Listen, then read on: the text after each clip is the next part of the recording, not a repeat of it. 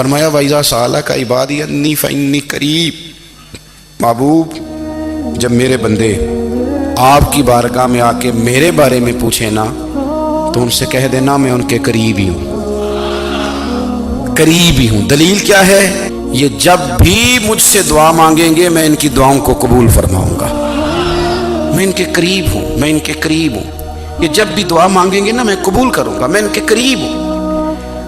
اللہ تبارک و تعالیٰ کے بندے اللہ سے محبت کرتے، رب کی بارگاہ میں جھکتے، اس کو اپنے دکھ سناتے، اس کے پیارے محبوب صلی اللہ تعالیٰ علیہ وسلم کا وسیلہ لے کے اس کے حضور حاضر ہو جاتے، پیشانیاں سجدوں سے روشن ہوتی۔ ہم نہ ہر چیز کے لیے وقت نکالتے ہیں، ہر چیز کے لیے، لیکن عبادت کے لیے وقت نہیں نکالتے۔ ہر شے آباد ہے، ہر شے، ہماری فیس بک بھی آباد ہے، واٹس ایپ بھی آباد ہے، ہمارے ٹویٹر بھی آباد ہیں، ہماری ہر چیز آباد ہے۔ سب سے کم آباد ہمارا مصلی رہ گیا ہے، سب سے کم۔ وہ لوگ اب ڈھونڈنے سے ملتے ہیں جن کی بغل میں مصلی ہوتا تھا۔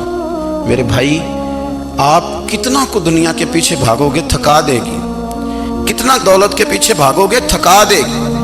آپ جب اپنی زندگی میں جمع تفریق کرو گے نا تو مرتے وقت احساس ہوگا کہ سارا کچھ تو لوگوں کے لیے کیا، اپنے لیے تو کر ہی کچھ نہیں سکے۔ اور ہم عبادت کے معاملے میں بہانے بازی بھی کرتے ہیں۔ ہم کہتے ہیں اوہو رزق کمانا بھی تو عبادت ہی ہے نا، میں حلال روزی کے لیے جا رہا ہوں، یہ بھی تو عبادت ہے نا۔ میری طرح کے لوگ کہہ دیتے ہیں کہ میں سویرے اٹھ کے مدرسے میں کچھ اسباق دیکھتا ہوں تو یہ بھی تو عبادت ہے، میں بیان کرنے کے لیے مطالعہ کرتا ہوں تو یہ بھی تو عبادت ہے نا، اتنے لمبے سفر کر کے ملک میں دنیا میں گھومتا ہوں تو یہ بھی تو میں عبادت ہی کر رہا ہوں۔ اب اسپیشل نفلوں کے لیے وقت کس طرح نکلے، اسپیشل کر کے تسبیح میں کیسے چلاؤں، میں سارا کچھ ہم بہانے بنا لیتے ہیں نا۔ میرا سوال یہ ہے کہ یہ ساری باتیں صحابہ کو، نبی کریم کو، دیگر لوگوں کو بھی تو پتہ تھی نا، لیکن آپ غور تو کریں 23 سال حضور کو وقت ملا، مختصر وقت ظاہراً تبلیغ کرنے کے لیے، پوری دنیا میں دین بھی پھیلانا ہے۔ گھر میں 11 ازواج ہیں، 4 بیٹیاں ہیں، ان کی اولادیں، سارے کام کاج بھی دیکھنے، لیکن سیدہ طیبہ طاہرہ حضرت عائشہ صدیقہ رضی اللہ تعالیٰ عنہ فرماتی ہیں سارا دن تبلیغ کرتے، ہر غلام کے دکھ سنتے، گھر میں آتے تو اپنے گھر والوں کا خیال کرتے، کام میں ہمارا ہاتھ بٹاتے۔ قربان جاؤں، کہتی ہیں زمانہ سارا سو جاتا لیکن آمنہ کے لال مصلی بچھا لیتے۔ دنیا سو گئی، ساری سب سو گئے، جو خدام تھے، وہ جو غلام تھے وہ سو گئے۔ صحیح مسلم میں لفظ ملیں گے، سیدہ پاک فرماتی ہیں او میرے نبی کے غلاموں، میں نے یہ رنگ بھی دیکھا ہے کہ حضور نے اتنا کھڑے رہے، اتنا قیام کیا، اتنا قیام کیا کہ مقدس پیروں میں ورم آ گئے، سوج گئے پیر۔ اتنے بڑے دل پہ ہاتھ رکھ کے نہیں بتا سکتا کہ میرے کبھی نماز میں پیر سوج گئے، کوئی نہیں بتا سکتا۔ بچوں کی روٹی کماتے تھک گئے بات الگ ہے، ہم سیر کرنے گئے تو تھک گئے بات الگ ہے، لیکن عبادت میں یہ بھی تو مسلم شریف ہے نا، یہ بھی تو دین ہے نا، یہ بھی تو حضور کی سنت ہے، یہ بھی تو وہ چیز ہے جو کریم کی آنکھوں کی ٹھنڈک ہے۔ سیدہ فرماتی ہیں پیروں میں ورم آ گئے، اور ساری رات ہی حضور نے نماز پڑھی اور ایک ہی آیت بار بار دہرائی۔ مسجد نبوی میں بلال حبشی نے فجر کی اذان دے دی اور حضور ابھی مصلی پہ تھے، کریم فارغ ہوئے۔ میں نے عرض کی یا رسول اللہ صلی اللہ علیہ وسلم، آپ کے تو صدقے اللہ اگلے پچھلوں کے گناہ معاف کرے گا، تو آپ اتنی آہوزاری کیوں فرماتے ہیں؟ آپ تو شفیع ہیں، آپ تو انبیاء کے امام ہیں۔ تو حضور نے فرمایا عائشہ تم نے گنوایا ہے نا میرے اللہ کی مجھ پر کتنی رحمت ہے، افلا اکون عبدا شکورا، فرمایا اگر اس نے اتنی نعمتیں دی ہیں تو کیا میں اس کا شکر گزار بندہ نہ بنوں، میں شکر گزار بندہ نہ بنوں اس کا؟ پھر اگر اتنی نعمتیں اس نے دی ہیں، مجھے اتنا نوازا ہے، تو پھر میں اس کے سامنے سجدے نہ کروں؟ او میرے بھائی، بڑے قابل فخر لوگ ہیں ہم کہ ہم نبی پاک کے غلام ہیں، ہم قابل فخر ہیں کہ نبی کریم کے غلام ہیں۔ کیا کبھی اس غلامی کے شکرانے میں بھی 2 نفل پڑھے کہ یا اللہ تیرا شکر ہے تو نے ہمیں حضور کا غلام بنایا ہے؟ یاد رکھیں کہ اپنی روحانی زندگی کو آباد کریں، استغفار پڑھیں، تسبیحات کریں۔ حضرت عبداللہ ابن عمر رضی اللہ تعالیٰ عنہ حضرت عمر کے صاحبزادے ہیں، مکہ مکرمہ میں ان کی قبر ہے۔ میں نے جب انہیں پڑھا تو مجھے ان سے بڑا پیار ہو گیا۔ لیکن آپ کو پتہ ہے وہاں جا کے کسی شخص کا مزار تلاش کرنا یا پوچھنا ایک مشکل کام ہوتا ہے۔ تو ایک دفعہ میں مکہ شریف میں حاضر تھا، تو ایک گاڑی والا ڈرائیور مجھے کہنے لگا کہ مولانا میں آپ کو جانتا ہوں، مجھے آپ سے محبت ہے، ایک بات بتاؤں آپ کو۔ میں نے کہا بتاؤ۔ کہنے لگے حضرت عبداللہ ابن عمر کی قبر دیکھنی ہے۔ میں نے کہا یہ تو نہیں کہہ رہا، یہ کسی نے بندوبست کرایا ہے، یہ اللہ نے تیرے دل میں بات ڈالی ہے، یہ ہو گیا تو لے چل مجھے۔ حضرت عبداللہ ابن عمر کو نبی پاک نے فرمایا تھا راجل صالح، یہ نیک بندہ ہے، یہ متقی آدمی۔ حضرت عبداللہ ابن عمر رضی اللہ تعالیٰ عنہ سیدنا فاروق اعظم رضی اللہ تعالیٰ عنہ کے صاحبزادے ہیں، اور ان کی ہمشیرہ سیدہ حفصہ رضی اللہ تعالیٰ عنہ حضور کی زوجہ محترمہ۔ ایک دن اپنی ہمشیرہ سے کہنے لگے کہ نبی کریم صلی اللہ تعالیٰ علیہ وسلم گھر میں آئے نا، اور اگر حضور غم امت میں پریشان نہ ہوں، طبیعت کو حشاش بشاش دیکھو، تو ذرا پوچھنا تو صحیح حضور کا میرے بارے میں کیا خیال ہے، پوچھنا تو صحیح کہ کریم کی بارگاہ میں میرا کیا مقام ہے، میرے بارے میں حضور کیا فرماتے ہیں۔ اب بہن کو کام بتائے، اور بتائے بھی بھائی، اور پھر بہن وہ کام نہ کرے، یہ تاریخ میں ہوتا نہیں۔ حضرت عمر فاروق رضی اللہ تعالیٰ عنہ کی صاحبزادی ام المومنین رضی اللہ تعالیٰ عنہ فرماتی ہیں کہ میں تو بس منتظر تھی، انہوں نے تو کہا تھا نا کہ اگر تم حشاش بشاش دیکھو تو بات کرنا، لیکن حضور تشریف لائے، میری باری تھی، میرے گھر تشریف لائے، کھانا پیش کیا، تو فوراً میں نے عرض کی حضور ایک بات پوچھنی تھی۔ تو حضور نے فرمایا پوچھئے۔ میں نے عرض کی حضور میرے بھائی عبداللہ ابن عمر کے بارے میں آپ کا کیا خیال ہے؟ نوجوانوں میری بات پہ غور کرنا، میرے بھائی کے بارے میں آپ کا کیا خیال ہے؟ تو نبی کریم صلی اللہ تعالیٰ علیہ وآلہ وسلم نے میری طرف دیکھا، اور پھر حضور زیر لب تھوڑا مسکرائے، اور بریلی کے امام کہتے ہیں کہ حضور مسکرا دیتے تھے نا، تو جو بڑا دکھی ہوتا تھا وہ بھی ہنس پڑتا تھا۔ اب سوال پیدا ہوتا تھا کہ پھر تو اس مسکراہٹ کے لیے انتظار کرنا پڑتا ہوگا کئی مہینے کہ حضور مسکرائیں تو رونے والے ہنسیں، تو اعلیٰ حضرت فرماتے ہیں نہیں، انتظار نہیں کرنا پڑتا، یہ مسکراتے رہنا تو حضور کی عادت ہے۔ جس کی تسکین سے روتے ہوئے ہنس پڑے، اس تبسم کی عادت پہ لاکھوں سلام۔ یہ تو عادت ہے حضور کی مسکراتے رہنا، اس کے لیے انتظار نہیں کرنا پڑتا۔ بھائیو آپ خیال رکھیں گے، غور کریں گے، حضرت عبداللہ ابن عمر رضی اللہ تعالیٰ عنہ کے بارے میں پوچھا تو سیدہ فرماتی ہیں کہ نبی کریم صلی اللہ تعالیٰ علیہ وسلم نہ زیر لب مسکرائے اور فرمایا حفصہ تیرا بھائی ہے تو اچھا، لیکن میں نے سنا ہے کہ عشاء کی نماز پڑھتا ہے تو فجر تک سویا ہی رہتا ہے۔ او نوجوانوں، 10 بجے تک سونے کی بات نہیں ہوئی، 9 بجے تک سونے کی بات نہیں ہوئی، 11 بجے اٹھنے کی بات نہیں۔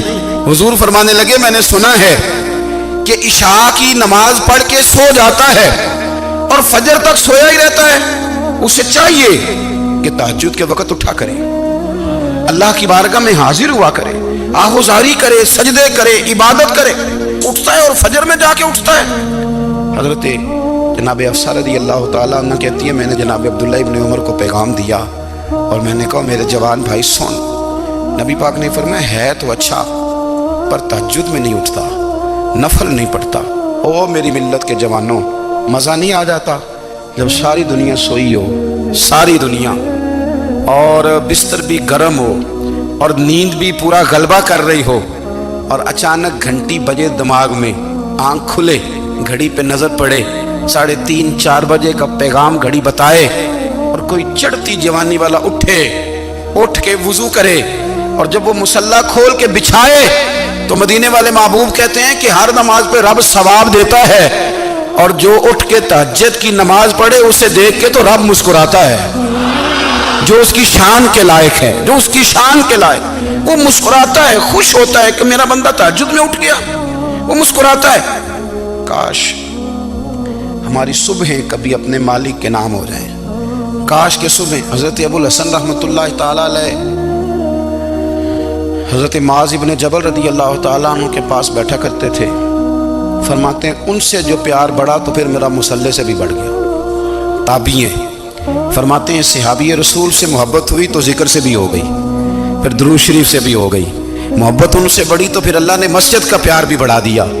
آپ فرماتے ہیں کہ میری ہر وقت طبیعت چاہتی تھی کہ بس اللہ اللہ کروں، بس اللہ اللہ کروں، بس نہ میں ذرا تھوڑی جان چھڑاؤں لوگوں سے، کوئی 10 منٹ ملے تو میں کوئی 4 نفل پڑھ لوں، میں تھوڑا سا نہ بچوں لوگوں سے، اور مجھے تسبیح ملے تو میں نہ कुछ 400-500 दफा इस्तिगफार पढूं, सुभान अल्लाह, अल्हम्दुलिल्लाह, अल्लाहु अकबर, ला हौला वला कुव्वता इल्ला बिल्लाह, मैं ना तस्बीहात पढूं। फरमाते हैं कि बच्चे थे घर में 6-7, गुर्बत थी, काम मिलता कोई नहीं था, और मैं काम चोर नहीं था, काम ढूंढता था, पर अल्लाह की कुदरत के काम नहीं मिलता था। फरमाते हैं कि मैंने एक दिन अपनी अहलिया से कहा कि आज मैं फिर जाता हूँ काम ढूंढने, तो मेरी बीवी बड़ी फर्मा बरदार थी, पर उस दिन ना गुर्बत के हाथों तंग आके कहने लगी, आज ना कोई तू चीज़ लेके आया, तो मुझसे बच्चों की भूख नहीं देखी जाती, ये सब रोगां दा रोग मुहम्मद जिसदा नाम गरीबी, कंड बुला के लंघ जाते नहीं दोस्त यार करीबी, आज ना कुछ लेके आया तो मैं बच्चे लेके मेके चली जाऊंगी। शेख फरमाते हैं कि मैं बड़ा परेशान घर से निकला, पर मैंने सुबह से लेके जोर तक काम ढूंढा, काम मिला कोई नहीं। तो मेरे दिल में ख्याल आया, चलो काम नहीं मिलता तो अल्लाह ला तो करे ना, चलो बंदों की मजदूरी नहीं मिलती तो रब करीम की इबादत ही करते हैं। फरमाते हैं कि मैंने ना फुरात के पानी से वुजू किया, नहर के, शदीद धूप थी, साथ रेत थी और रेत तप रही थी, मैंने अपना रुमाल वहीं मुसल्ला के तौर पर बिछा लिया, और फरमाते हैं कि जोर से लेकर असर तक नमाज पढ़ी, धूप भी पूरे जोर पे, पर मेरे सजदे का ज़ौक़ भी पूरे जोर पे। फरमाते हैं सूरज भी चमक रहा है और रब की इबादत का ज़ौक़ भी पूरे जोर पे, मैं सजदा करूं तो फिर मेरा उठाने को जी ना चाहे। मेरे उस्ताद लिखा करते थे, ये उनका शेर है, वो कहा करते थे, मुझे सोज दे, मुझे साज दे, और मुझे नीम शब का न्याज दे, दम सजदा खुद को मैं तोड़ दूं, मुझे ऐसा ज़ौक़ नमाज दे। और मैं तेरी बहार का फूल हूँ, मैं खिला भी हूँ तो तेरे लिए, मुझे मेरी शाख से तोड़ ले, मुझे अपनी जुल्फ का नाज दे। भाई फरमाते हैं कि असर तक मैंने नफल पढ़े, दिल ढलने लगा, असर की नमाज पढ़ी और मैं वहाँ से चला। अब मैं जब निकलने लगा तो दिल में ख्याल आया कि छोटी छोटी दीवारें हैं घर की, बगैर कुछ लिए जाऊंगा तो बीवी दूर से देखेगी तो शोर करेगी कि फिर खाली हाथ आ गया है। कहते मैंने अपने उसी रुमाल में जिस पे मैंने नमाज पढ़ी थी ना, रुमाल में की आखिर पंजाबी साफा कहते हैं, उसी में ना मैंने कुछ रेत भर ली कि वो दूर से देखेगी तो समझेगी कुछ लेके आया है, चलो जाके उसे बता दूंगा कि आज फिर मजदूरी नहीं मिली। कहते हैं वो रेत लेकर जब मैं घर में गया तो पहले बीवी दरवाजे पे खड़ी होती थी, पूछती थी खाली हाथ आ गए हो, आज मैंने देखा तो है ही कोई नहीं। फरमाते हैं मैं अंदर दाखिल हुआ, सलाम लिए, कोने में मैंने वो रुमाल रख दिया और मैंने आवाज दी कि भली मानस कहाँ हो, तो वो कहने लगी आप मुंह हाथ धो ले, मैं रोटी लेके आई। मैंने कहा रोटी कहाँ से आ गई, यहाँ तो कई दिनों के फाके, तो कई दिनों की गुर्बत है, यहाँ तो इस घर में तो फकीरी है। फरमाते हैं कि वो रोटी लेके आई और उस वक़्त की जो मौजूदा नेमतें थी, समझ ले सलाद अचार हर चीज़ साथ लाई। मैंने कहा कि बच्चे कहाँ गए, कहने लगी वो खाना खा के खेलने गए, आप खाना खा लें आ जाते। खाना उसने चुन दिया। मैंने हैरत अंगेज लहजे में सारी नेमतें अपने दस्तरखान पे देख करके बीवी से पूछा ये कहाँ से आया खाना, बच्चों को तूने कहाँ से खाना खिलाया, ये सारा कुछ कैसा है। कहने लगी पता नहीं आज आप किस करीम की मजदूरी करने चले गए थे, पता नहीं किस करीम की, मेरे घर में तो इतनी नेमतें आई हैं कि मुझसे संभाली नहीं जा रही, इतना अनाज है, इतना गंदुम है, किस करीम के दरवाजे आज चले गए थे। ये कहते कहते वो उठी और उठ करके कहने लगी पहले ही बड़ा कुछ आया था, अब क्या ले आए हो। और जा करके ना उसने वो रेत वाला रुमाल खोला, कहने लगे मैं तो लेके आया था रेत, तो मेरे रब ने उसे भी सोने और हीरे बना दिया था। जब आपकी तवज्जो अल्लाह की जानी, मेरे नबी पाक सल्लल्लाहु ताला अलैहि वसल्लम ने फरमाया हर चीज अपने रब से मांग, हर चीज मांग, हर चीज मांग। या रसूलल्लाह क्या कुछ, मेरे महबूब ने फरमाया तेरे घर में नमक भी खत्म हो जाए तो वो भी अपने रब से मांगा कर, तो मांगना वो तुझे देगा, तो उसकी बारगाह में कशकोले तलब दराज तो करना। और तिरमिजी शरीफ में अजीब लफ्ज है, रसूल कायनात ने फरमाया, रब करीम फरमाते हैं जब मेरा बंदा हाथ उठाता है ना तो मुझे हया आती है कि मैं खाली कैसे लौटा दूं इसके। इतने बड़े बादशाह की बारगाह में दुआ की बड़ी ताकत है। मेरे नबी पाक ने फरमाया दुआ मोमिन का हथियार है, दुआ मोमिन का, दुआ मोमिन का। हुजूर ने फरमाया तकदीर को स्वाए दुआ के कोई चीज नहीं बदल सकती, दुआ मोमिन का हथियार है, ये काफिर के पास कोई नहीं, ये हथियार है मोमिन का।